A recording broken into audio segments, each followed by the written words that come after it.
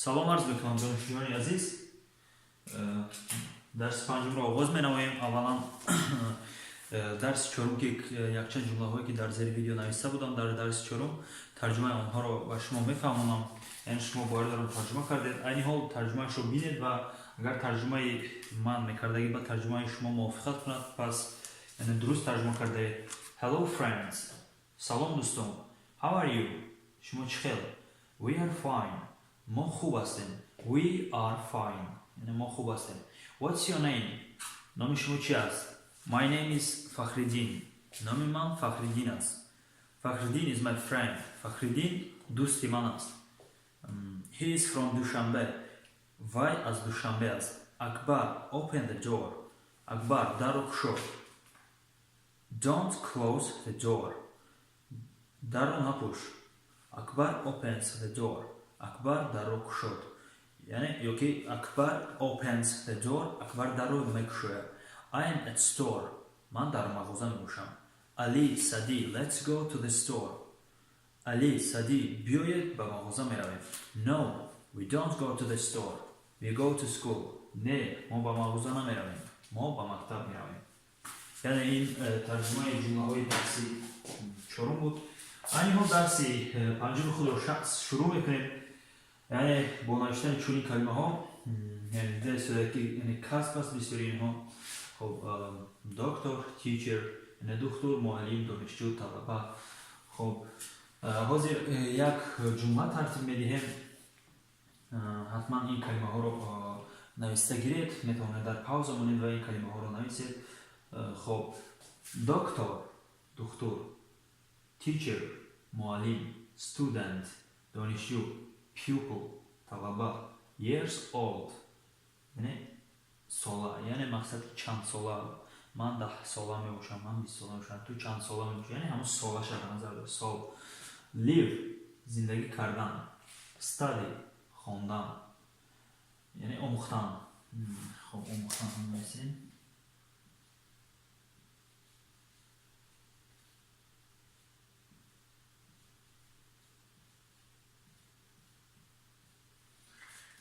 خواندن آموختن. many بسیار. father خب این چونی هم فازه هم میگم. father خب father پدر.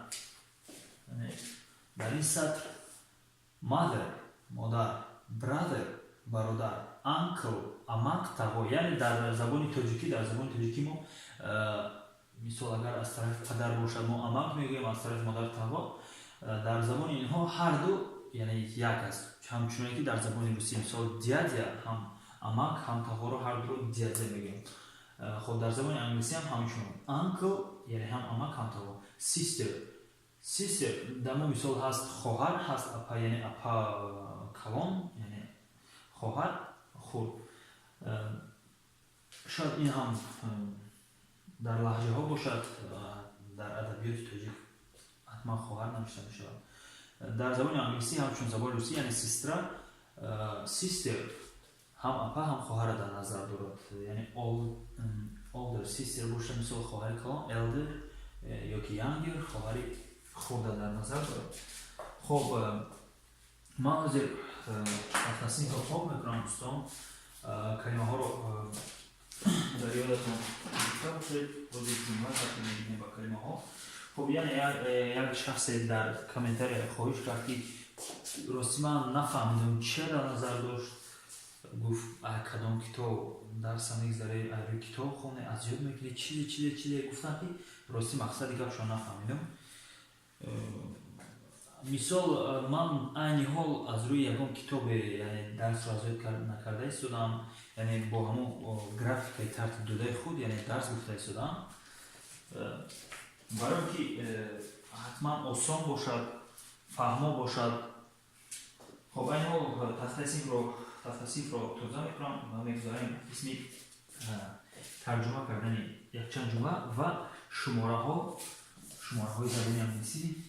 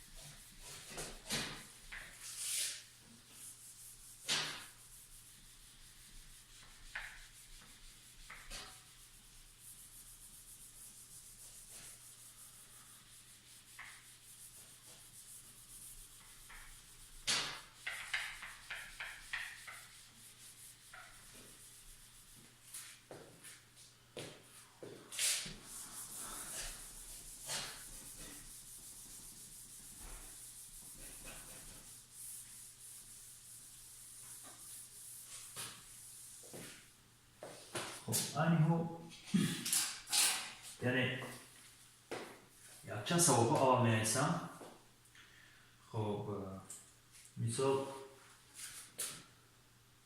یکم نه اون حسین شماره ها یعنی کمی معلومات درباره شماره های زبان انگلیسی دیگه خب باید دارم رقم ها رو همه شما میدونید مثال حاضر تا 10 می‌نویسم 1 2 3 4 5 6 7 8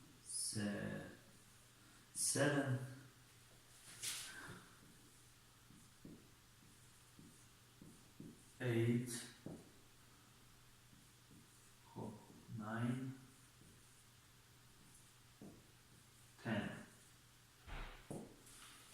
خب یعنی 1 2 3 4 5 6 7 8 9 10 خب 1 2 3 4 5 6 7 8 9 و 10 یعنی خب سر میکنیم هم که 11 11 12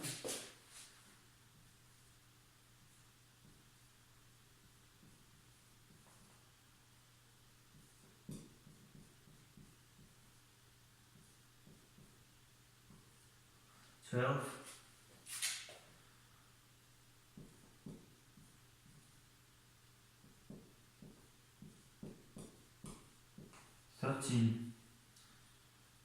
خب حاضر درباره از کمی کوتاه درباره یک دوش بگذاریم شما بتوانید رقم های انگلیسی رو مثل numerals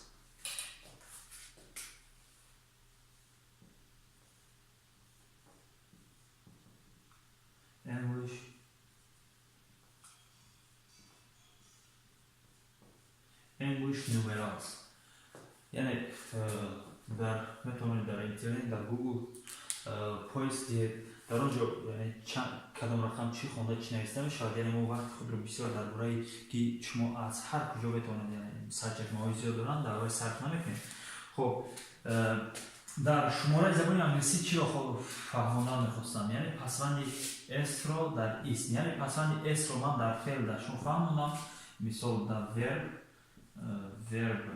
فعل noun اسم یعنی فعل حرکت وقتی در حرکت اشیا بیاید یعنی در فعل بیاد این معنای سوم شخص رو در نظر دارد یعنی چی کاری کرده است سوم شخص رو مثال دلبر میرود دلبر میرود یعنی ولیکن اگر در اسم بیاید یعنی اسم چی روچکا مثال روچکا دوسکا مثال لباس کورتا هر چیزی که مثلا اشیا است предмет است در اسم بیاید مثال pen pens یعنی در اسم این کلمه معنای ها یعنی روچکا ها یعنی شکل بسیاری اشیا و предмет رو اشیا предмет رو در نظر دارد مثال I have a pen یعنی گفته است که من روچکا دارم اما که یعنی ارتیکل ا رو دیدید مثال I have a pen همین اما که ارتیکل ا پیش از اسم یعنی این اما که معنی تنها بودن چیز رو دارد یعنی top تنها بودن اشیا رو دارد I have a pen من روچکا دارم یعنی میشه گفته که من یک روچکا دارم مثال دامش my friend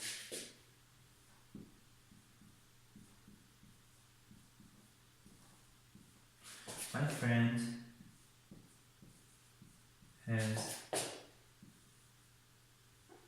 has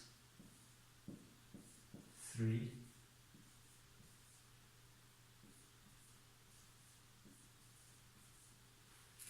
yani در جمله My friend has three pens یعنی یک پسوند اس اضافه کرده یعنی وقتی که اشیا از یک زیاد شد ما پسوند اس اضافه کنیم مثال اول که از یک زیاد شد 3 یعنی 3 My friend has three pens جورای من 3 روچکه دارد یعنی اول که 3 یعنی از یک زیاد شد شماره تنها رو گذاشت شماره جمع است برای همین پسوند اس اضافه کرده می شود خب در اینجا اگر چیزی نفهمون است باید دارم چون که یعنی در اسم عادی کرده بگیم در اسم پسوند اس همراه شد معنی زیاد بودن همون اشیا رو قیمت رو در نظر دارد یعنی شکل جمع بودن اشیا این حال میگذاریم با نوشتن سوال ها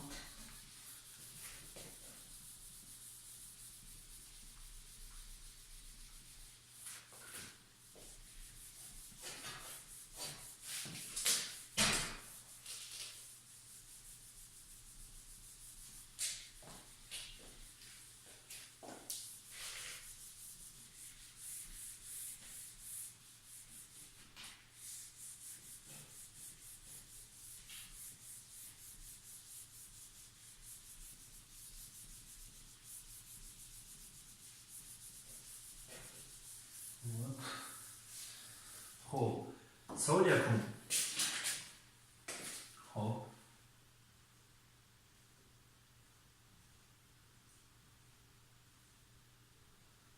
What is your name?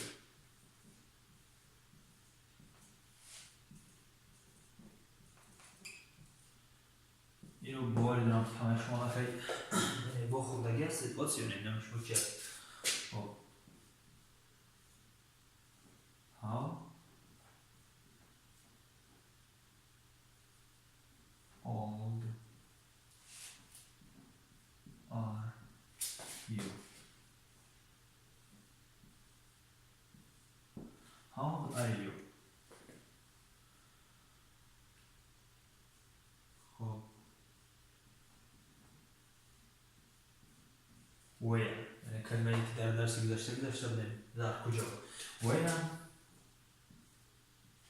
do you live? خب با دیدن کلمه دو حیران نشوید یعنی در اروینی یعنی بیگینر بفهمم که کلمه دو چی من دارد کلمه دو هم به همینم Where you live شما در کجا زندگی میکنید کجایی که شما زندگی میکنید کلمه دو اضافه میکنیم یعنی این جمله معنیش این که جمله سوالی کرده شده است Where do you live مثال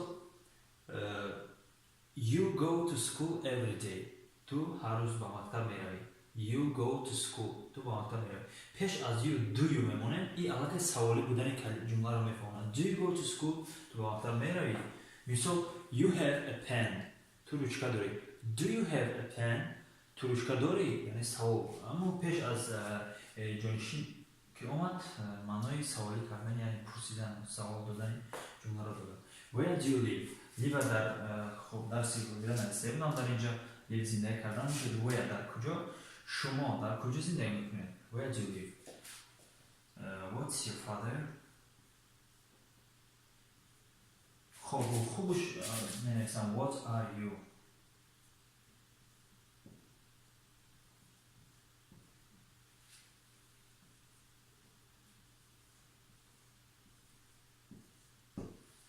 خب What چی are you یعنی شما چی هستید خب خوبترش منطقاً ترجمه کنید شما کی هستید یعنی شما اگر دانشجو باشید بگید من دانشجو هستم شما معلم باشید معلم یعنی همین چیز رو در نظر دارد بجای اگر you مثال What is your father پدر شما چی کاره است یعنی پدر شما چی کاره بودن شد در نظر دارد پدر شما کی است مادر شما کی است خب What are you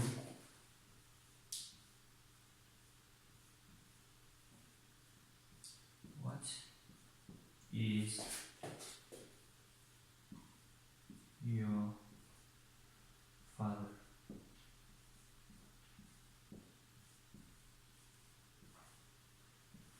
یعنی ایده صورت چی؟ ایواز شد یعنی what are you در کلمه you شما are استفاده برده میشه یعنی شما کی هستید یا که کی میباشید.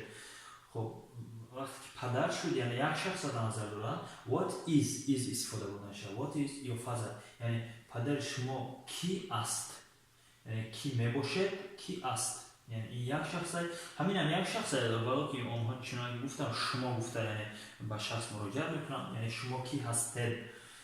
خب برای همین are استفاده برده شد در یکم جمله. خب what is your father خب یعنی سوالهای چیزی که باز میگیم بازوی یعنی سوالهای اساسی عمومی یعنی باید درباره خود کمی معلومات داده کنید. حاضر ببینید what is your name نام شما چی است how old are you شما چند سال هستید where do you live شما در کجا زندگی میکنید. خب یک سوال دیگه می‌نویسیم. خب یک دو خب پیش از دو اول ما باید خب فکر کنید که این چهارم است چهار پنج شش. خب کلمه سیم رو یعنی سوال سیم رو می‌نویسم where are you from شما از کجا هستید. خب where are you from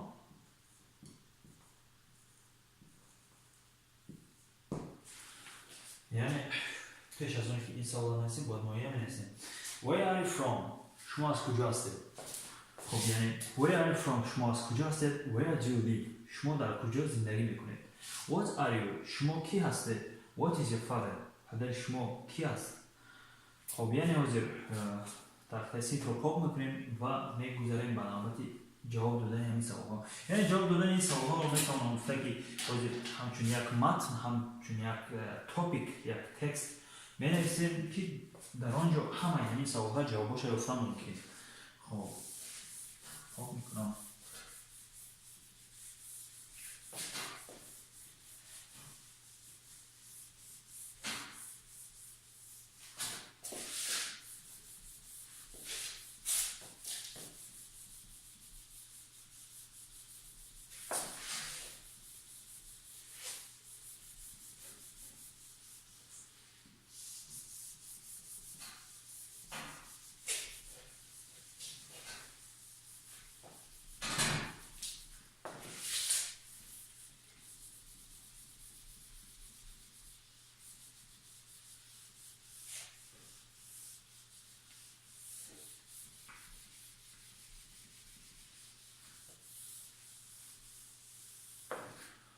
خب سر میکنیم شروع میکنیم یعنی حاضر یک تکست ترتیب میدیم که یعنی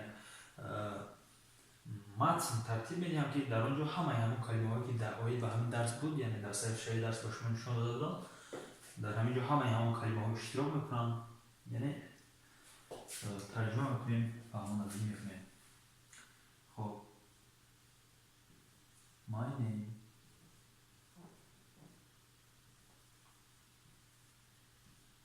is Ali.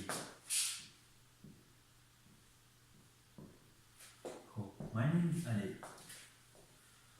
خب مثال I am 20.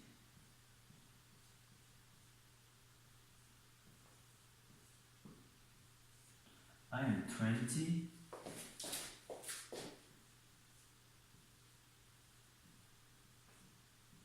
years old.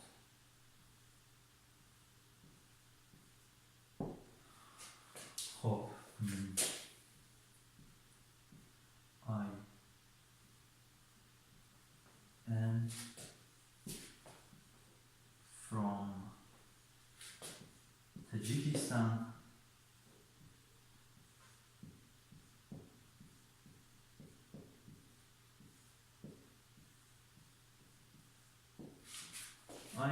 Tajikistan. خب I live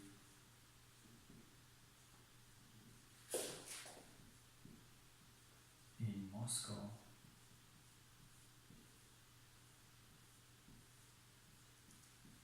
I live in Moscow. Oh, I am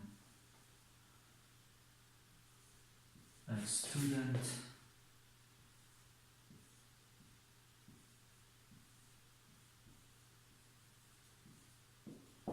I'm a student. Oh, my. Oh,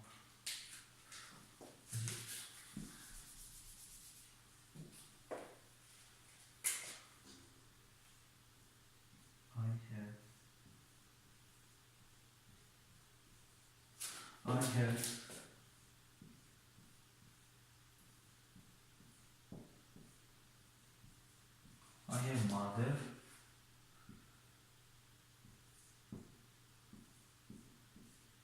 father. بعضا جدا شون سوخ میخورد مازا. مثال هم تو mother میگن. بعضی جدا mother. یعنی mother. I have mother, father. Oh, I have mother, father.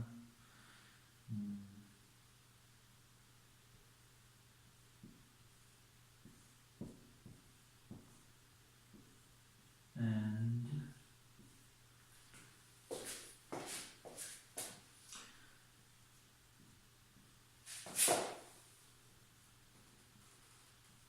two brother. اصلا اس ایران کنیم خب در اینجا فراموش کنید.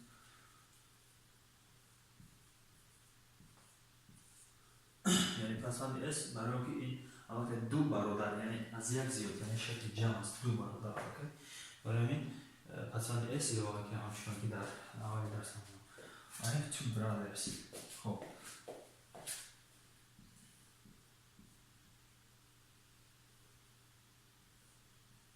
my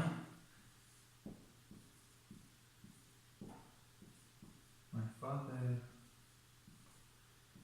is a teacher.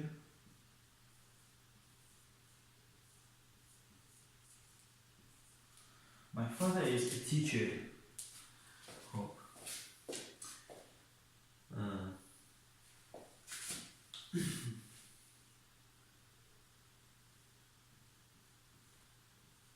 My sister is a pupil.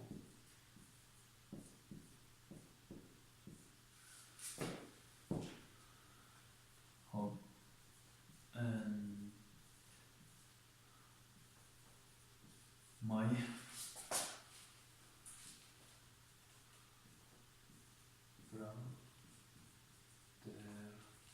my brothers یعنی برادرهای من یعنی دیده شده پسفند اس اومده ایستاد از در اینجا یعنی شماره جمع رو در نظر ببرید یعنی برادرهای من my brothers برادرهای من my friends جوراهای من یعنی پسفند اس در اسم اومد و شکل جمع رو در نظر ببرید my brothers are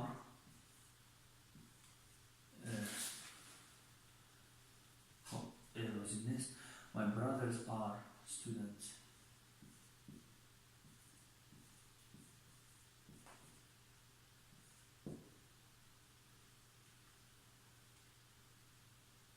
خب یعنی میبینیم حاضر با یک متنی کوتاه ترتیب دادیم و این معلوماتی کوتاه یعنی معلوماتی عادی درباره شخص.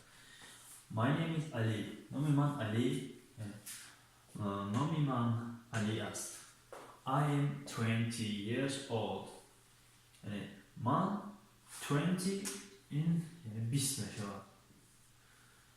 20 رقم 20 من 20 ساله می باشم یعنی 20 ساله می باشم I am 20 years old I am from Tajikistan من از تاجیکستان می باشم I live in Moscow من در مسکو زندگی میکنم خب live زندگی کردن می شود یعنی من در مسکو زندگی میکنم I am a student من دانشجو می باشم I have mother, father, sister and 2 brothers من مادر، پدر، خواهر و 2 برادر دارم یعنی have داشتم من دارم من مادر، پدر، خواهر و 2 برادر دارم My father is a teacher پدر من teacher معلم است یعنی پدر من معلم می باشد My sister is a pupil and my brothers are students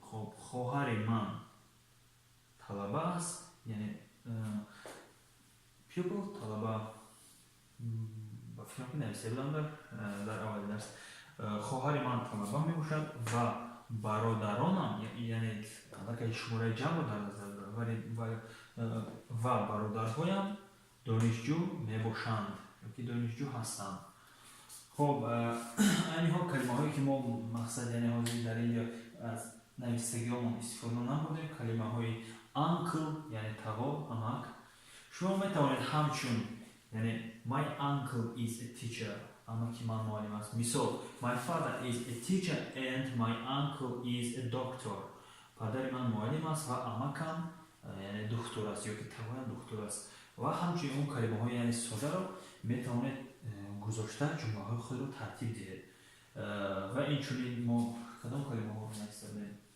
یعنی دکتر پیوپو خب years old یعنی برای سوالی که شما می توانید همچنان پرسان شوید کسی را hello what's your name خب اون میگوید نام خود را how old are you یعنی شما چند ساله هستید یا که همچنان شما را پرسان How old are you? شما میگوید I am مثال بجای این چنان گفتم شما در آمده حتما شماره ها را کابل از اینترنت دشوار نیست English numerals خب مثال اگر شما 16 باشید یا که 20 باشید یا که 30 باشید تمام همین یعنی شماره همین جمله عوض میکنید تمام مثال I am اگر 10 باشید 10 years old من 10 ساله میباشم مثلا شما اگر از تاجیکستان از یکم دولت دیگر هستید مثلا از ازبکستان یا که از امریکا I am from America یا که United States I live in Moscow یا که I live in هر شهری که هر جایی رو که شما میخواهید بگذارید یعنی من حاضر نمونه ای که جمله ترتیب دهی رو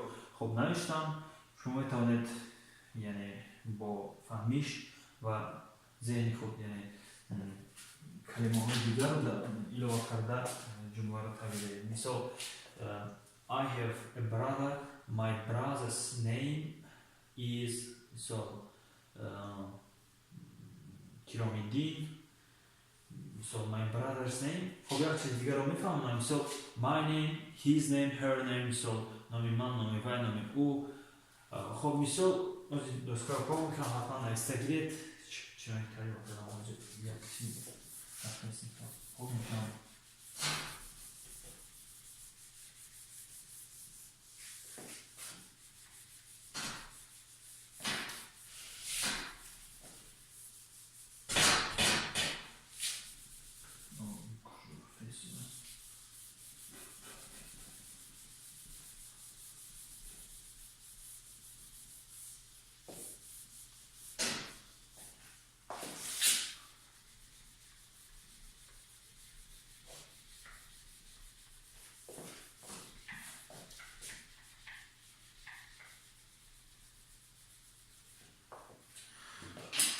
خب یعنی در زبان انگلیسی انامین را یعنی یک خط از بالا و حرف اس یعنی این اپوستروف اس میگم یعنی این چه معنی داشته میتونه این میتونه معنی ایز داشته باشد یعنی کوتاه شکل کوتاه ایز خب این چونین در حالتی که مثال خب my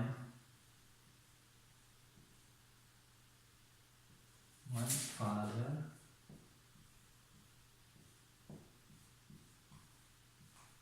My father apostrophe s. Yani my father's friend.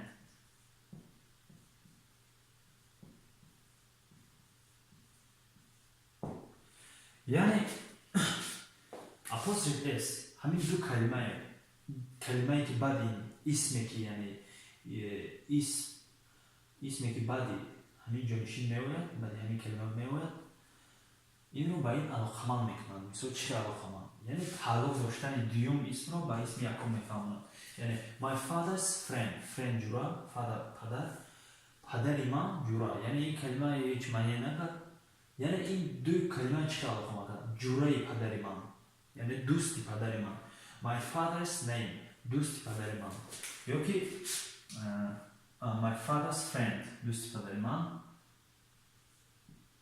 خب my friends یعنی my friends دوستان من میشن لیکن در اینجا بینید که چیز اپوستروف یعنی با واسطه اپوستروف اس نیستن شاید یک تیره بر است و همچنین از متن جمله فهمیده میشه که با کلام خود my friend's name is مثال اکبر. خب یعنی my friend's name is اکبر یعنی من بعد کلمه که بعد همین اپوستروف نیسته میشه یعنی با این علاقمند میکنند. یعنی با این خب علاقمند میکنند یعنی تعلق با این میشه. my friend's name نامی جورای من یعنی علاقه همین کلمه نام با اسم یکم با اسمی که در وای اپوستروف اس اضافه میکنیم پیوست میکنند. friend's name نامی جورای من یعنی my friend's name نامی جورای من اکبر میباشد. همچنین مثلا میتوانیم مثلا همچنین با طور شفایی فهمونم مثلا I have a pen my pen is green من روچکه دارم روچکه من سبز است. my friend has a pen جورای من روچکه دارد. my friend's pen is red روچکه جورای من یعنی همین روچکه میفهمم که با آدمی که اپوستروف اس رو کردیم در پسیوهای کلمه my friend's pen is red یعنی روچکه جورای من سرخ میباشد. خب همچنین مقصد وقتی شما این در هر حالت که بخوردید یعنی همین معنا رو دارد. علاقمندی دیون کلمه یعنی با اون کلمه که اپوستروف اس پیوست کرده میشود. مثلا my mother's hobby خیلی شغل دوست داشته یعنی شغل دوست داشته مادری من. my brother's name یعنی نامی برادری من. مثال همچنان چند شکل دیگر کلمه ها با واسطه اپوستروف اس نوشته شده یعنی معنی علاقمند کردن دیوم یعنی با تعلق داشتن دیوم اشیاء دیوم کلمه رو با یکم میفهمونم. خب باور دارم که شما فهمیدید. خب این درس پنجم بود. درس ششم رو برای روزهای نزدیک انتظار باشه. برای هر کلمه‌ای که با شما فهمونده توانسته باشم خیلی خوشحال هستم. اگر اون نفهمی و یا پیشنهاد و کامبودی‌هایی که باشه حتما در کامنت نویسید تا امکان دست دادن جواب خواهیم داد. با شما بودم رحمان حسین. سلامت باشید تا درس دیگر.